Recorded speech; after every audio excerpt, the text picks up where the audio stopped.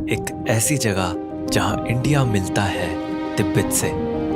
Great Himalayas के इन खूबसूरत पहाड़ों के बीच में से निकलता है ऐसा रास्ता जो कभी इंडिया के सिक्किम को तिब्बत के ल्हासा से जोड़ता था।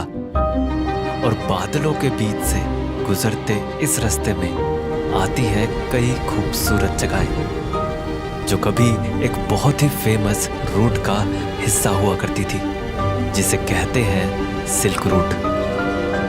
जहां सिर्फ दो अलग देश में व्यापार नहीं बल्कि विचारों, संस्कृति और स्वभाव का भी मिलन होता था, जिसकी जीती जागती मिसाल देते हैं सिक्किम में बसे ये खूबसूरत विलेजेस। पर इस सिक्किम में आने वाले इन रास्तों से आज भी कई लोग अनजान हैं, क्योंकि ये इंडिया का एक दूसरा छोर है जो गिरा है एक तरफ तिब्बत तो एक तरफ भूटान के खूबसूरत पहाड़ों से। पर जैसे ही तिब्बत तक जाने वाले इस सिल्क रूट के रास्ते से गुजरते हैं तो आता है बादलों के बीच में बैठा एक विलेज जिसका नाम है जुलूक।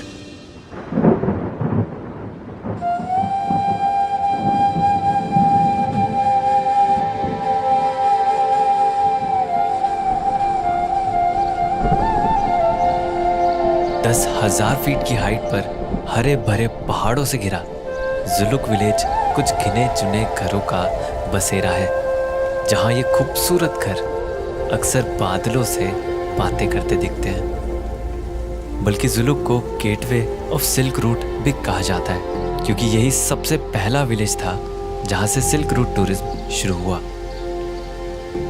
यहाँ पर बहुत ही अच्छा सा बैलेंस दिख रहा है मुझे।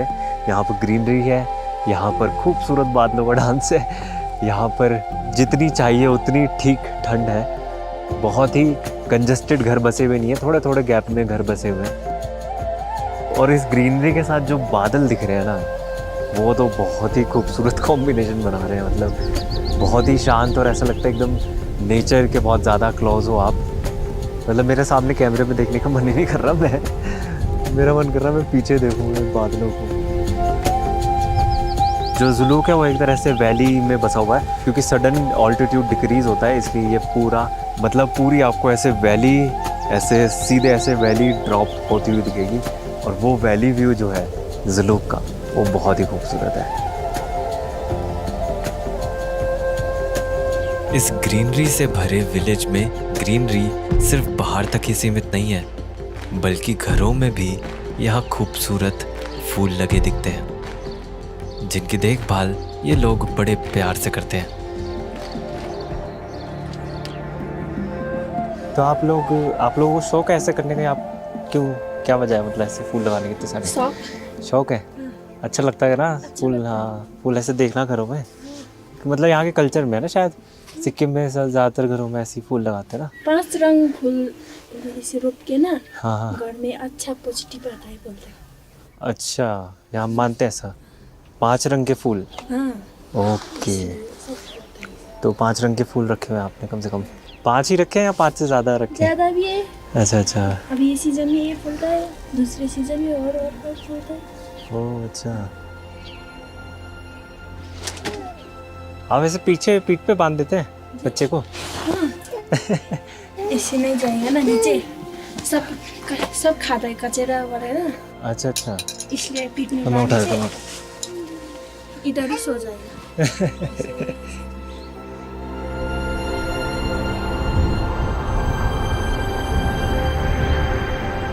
जुलूक की जो सबसे इंटरेस्टिंग चीज़ है वो है यहाँ का ये घुमावदार रास्ता,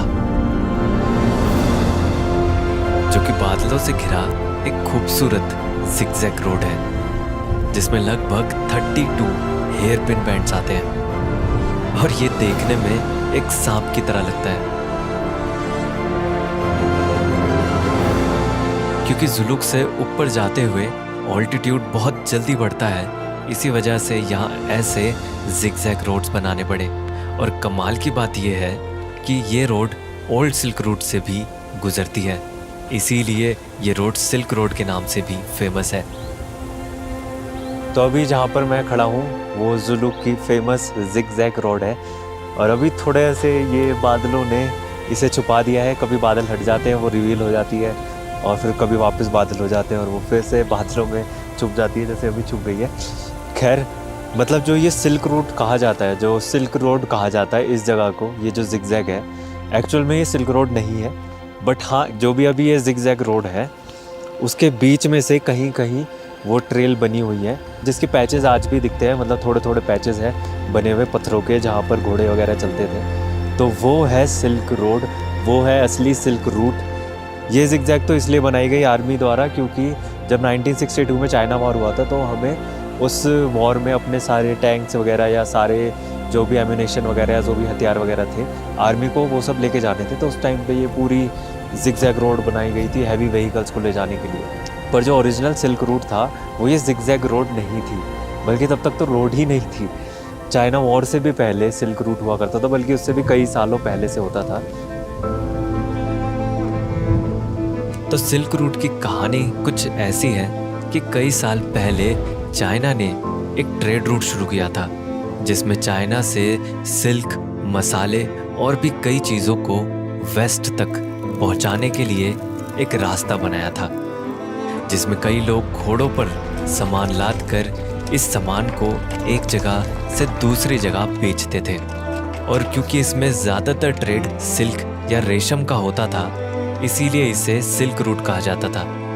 और उसी रूट में से एक हिस्सा था जो तिब्बत के लहासा को जलेपला पास से गुजरते हुए ईस्ट सिक्किम के नथांग, जुलूक और नीचे वेस्ट बंगाल के सी पोर्ट को जोड़ता था, जहाँ से आगे ये रास्ता सी पोर्ट से भी कई देशों तक जाता था।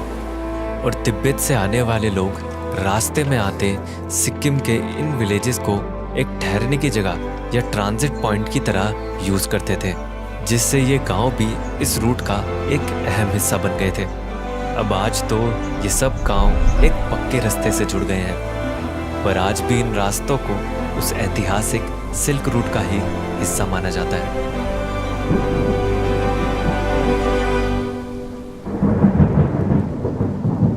इतने सालों में यहाँ के ये रास्ते ज़रूर बदल गए हों, पर ये नज़ारे आज भी उतने ही खूबसूरत हैं, जिन्हें पहाड़ों पे बैठे ये बादल और भी खूबसूरत बना रहे हैं।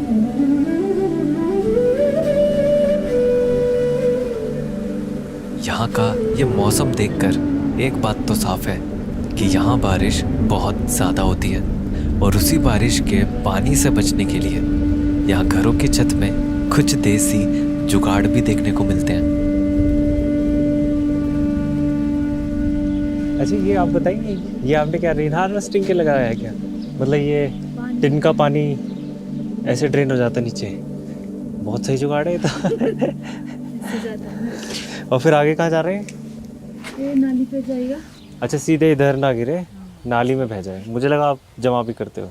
ये जमा नहीं करते। यहाँ तो आपके पास बहुत पानी है वैसे ना। अच्छा अच्छा, आपका टिन का घर है?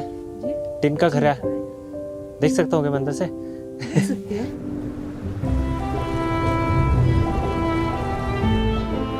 बाहर से आप टिन का बनाते हैं पूरा, और अंदर प्लाई लगाते हैं। अंदर प्लाई लगाते हैं। बाहर टिन लगाने की क्या वजह वैसे? बाहर लगाने से ये फूल जाता है ना, ये प्लाई। अच्छा, सीमेंट का बन रहे, पहले बनाया हुआ घर है ना। अच्छा अच्छा, बहुत साल हो गए एक बार बनाए। पुराने घर ऐसे बनते थे? ये दादा दादी का घर है। अच्छा अच्छा। बेटी एक चाय बना देती हूँ। नहीं नहीं, कोई नहीं, आप पीजिए, आप पीजिए, कोई नहीं। पीजिए। नहीं नहीं, कोई बात नहीं। अब चाय को तो कोई कितनी बारी मना कर सकता है, बस फिर थैंक यू।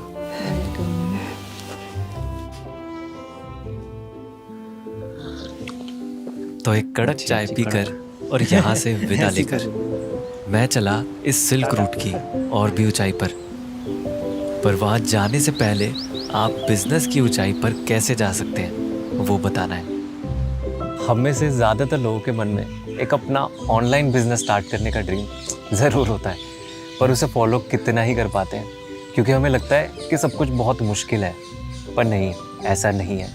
ओडू की हेल्प से, जो कि एक बिजनेस मैनेजमेंट प्लेटफॉर्म है, बहुत ही ईजिली अपने ई कॉमर्स बिजनेस को स्टार्ट कर सकते हैं, वो भी बस कुछ ही मिनट्स में। बस ओडू में जाके साइन अप करना है और ओडू का वेबसाइट कॉन्फ़िगरेटर कुछ सिंपल से क्वेश्चंस पूछेगा, और उसी के बेस पे एआई ऑटोमेटिकली वेबसाइट का लेआउट डिज़ाइन कर देता है और उसमें से जो लेआउट अच्छा लगे उसे सेलेक्ट करो, प्रोडक्ट के फ़ोटोज़, नाम और प्राइस डालो।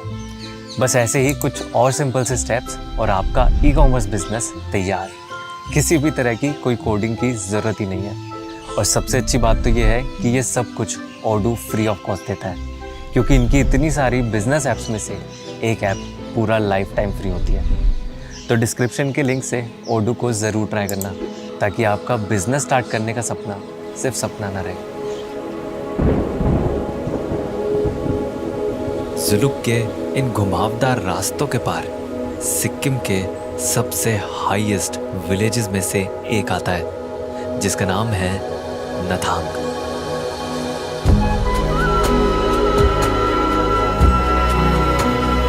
तेरह 13,500 फीट की हाइट पर बसा है नथांग, जहां एक वैली के बीचों बीच बादलों से घिरे कुछ टिन से बने घर दिखते हैं।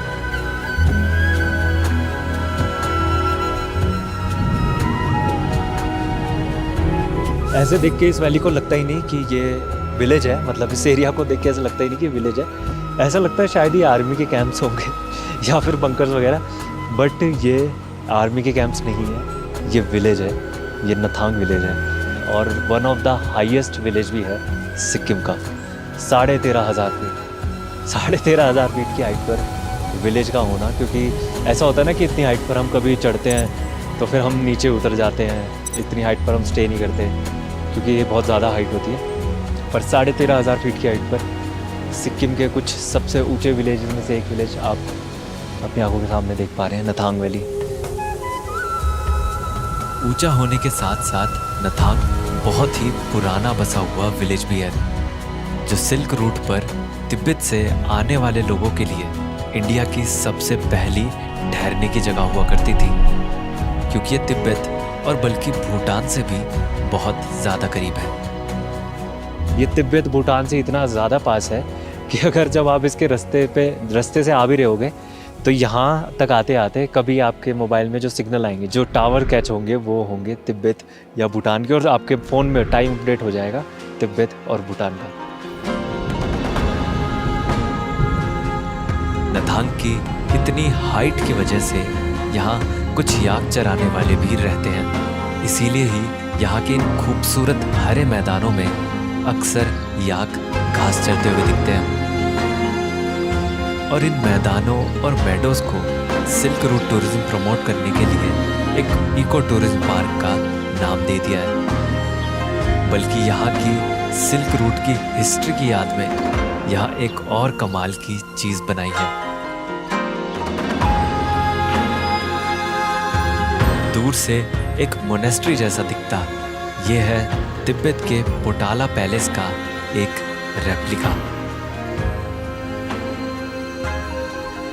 जो दूर से देख के तो ऐसा लगता है कि बहुत बड़ी मोनेस्ट्री बनाई हुई है जब आप इसके पास आते हो तो आपको पता चलता है कि ये बस एक मोनेस्ट्री का मिनिएचर सा स्ट्रक्चर है, एक रेप्लिका है।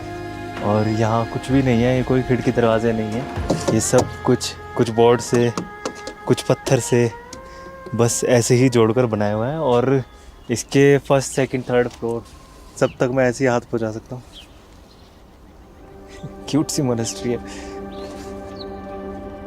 पर नथांग की एक अपनी मोनेस्ट्री भी है, जहाँ एक खूबसूरत बुद्धा स्टैच्यू है, जो ऊपर से इस पूरी नथांग वैली पर नजर रखता है। वैसे तो ये पूरी नथांग वैली शांत है, पर यहाँ आकर वो शांति महसूस भी होती है।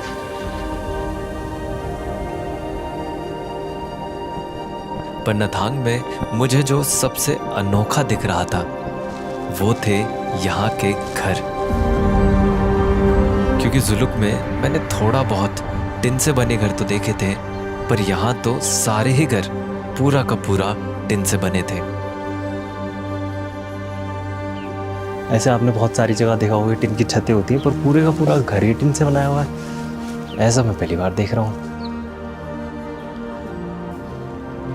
तो अभी मैंने यहाँ पर जब लोकल से बात करी तो मुझे पता चला कि यहाँ पर पूरे के पूरे टिन के घर क्यों बनाए हुए हैं। एक्चुअली ये बहुत ज़्यादा हाइट की जगह पर है और अभी भी आप इतने सारे मेरे पीछे बादल इतनी ज़ोर से आ रहे हैं, उनको देख सकते हो। यहाँ हवा बहुत तेज़ चलती है, वो हवा अंदर घर में ना घुसे, तो इसलिए अंदर जो पूरा लकड़ियाँ या प्लाई लगा के जो पूरा घर बनाते हैं उसको बाहर से पूरा टिन से ढक देते हैं। और दूसरी वजह ये है, विलेज में जितने भी लोग रहते हैं वो सब के सब लोग BRO में काम करते हैं। वैसे तो मुझे पता चला कि ये घर उन्होंने खुद से ही बनाया, आर्मी ने नहीं प्रोवाइड करा है, पर मुझे लग रहा है कि यहाँ तक जो रॉ मटेरियल्स पहुँचते होंगे या जो भी चीज़ें यहाँ तक पहुँचती होंगी उसमें वो सारे मटेरियल्स वही होंगे जो आर्मी के कैंप्स बनाने में यूज़ होते हैं। वो भी एक बहुत बड़ी वजह है कि यहाँ पर इस तरह के घर हैं जो आर्मी के शेल्टर या आर्मी के कैंप्स की तरह लगते हैं। और अभी मैं पूरा बादलों में घिर चुका हूँ, बहुत तेज़ बादल आ रहे हैं। नथांग से कुछ दूर ही आर्मी का एक अनोखा मंदिर भी है। अनोखा इसलिए क्योंकि ये किसी भगवान के लिए नहीं बल्कि एक सोल्जर के लिए बनाया है। ये है हरभजन बाबा मंदिर। पर एक सोल्जर के लिए मंदिर क्यों बनवाया? क्योंकि हरभजन बाबा एक ऐसे सोल्जर हैं जो शहीद होने के बाद भी अपनी ड्यूटी निभा रहे हैं। दरअसल 1968 में हरभजन बाबा ड्यूटी करते हुए एक हादसे में शहीद हो गए थे, पर उस हादसे के बाद उनकी बॉडी बहुत ढूंढने पर भी किसी को नहीं मिली थी। पर कुछ दिन बाद वो अपने एक साथी के सपने में आके बताते हैं कि उनकी बॉडी और राइफल उन्हें कहाँ मिलेगी। सुन के यकीन करना थोड़ा मुश्किल लगता है, पर हैरानी की बात यह है कि ढूंढे जाने पर उनकी बॉडी और राइफल ठीक उसी जगह मिली। और इसी तरह किसी न किसी जवान के सपने में आके उन्हें दुश्मन की तरफ से होने वाले ऑपरेशंस की इंफॉर्मेशन दे देना, या कभी ऑन ड्यूटी सोल्जर्स को सोते हुए एक चाटा महसूस होना, आए दिन होती ऐसी कई बातों को ध्यान में रखते हुए सेना ने यहाँ पे उनकी याद में उन्हीं के बंकर में ये खूबसूरत मेमोरियल टेम्पल बनाया, जहाँ उनके लिए हर सुबह यहाँ उनकी यूनिफॉर्म रखी जाती है, उनका बेड तैयार होता है। और ये मंदिर एक सच्चे देशभक्त की भावना का सबूत है, जिसकी जान तो चली गई पर उसकी देशभक्ति अभी भी जिंदा है।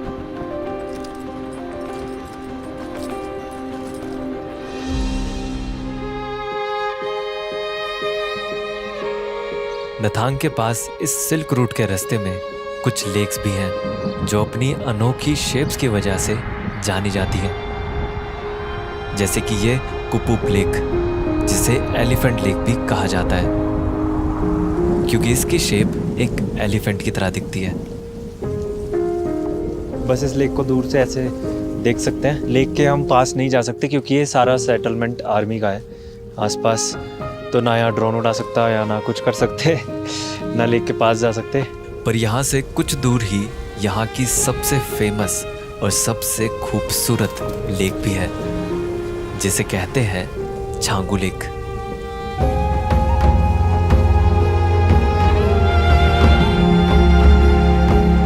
बारह 300 फीट की हाइट पर बसी छांगू लेक एक ग्लेशियर लेक है जो अपने चारों ओर घिरे पहाड़ों की पिघलती बर्फ से बनती है। और सबसे अच्छी बात तो ये है कि यहाँ एक रोपवे भी है जो इंडिया की हाईएस्ट केबल कार में से है, जो 13,000 फीट की हाइट से 14,500 फीट की हाइट पर यहाँ के हाईएस्ट पॉइंट तक पहुँचाती है। तो इसमें बैठना तो बनता ही है।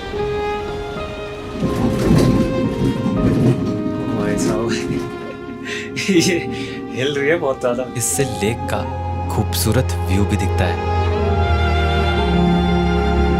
और बस कुछ देर में ही बादलों से निकलते हुए मैं इसके टॉप पर पहुंच गया। इतनी हाइट पर भी बादलों ने पीछा नहीं छोड़ा। लुका छुपी खेलते इन बादलों से ही कभी कभी कुछ खूबसूरत नज़ारे भी निकल रहे थे।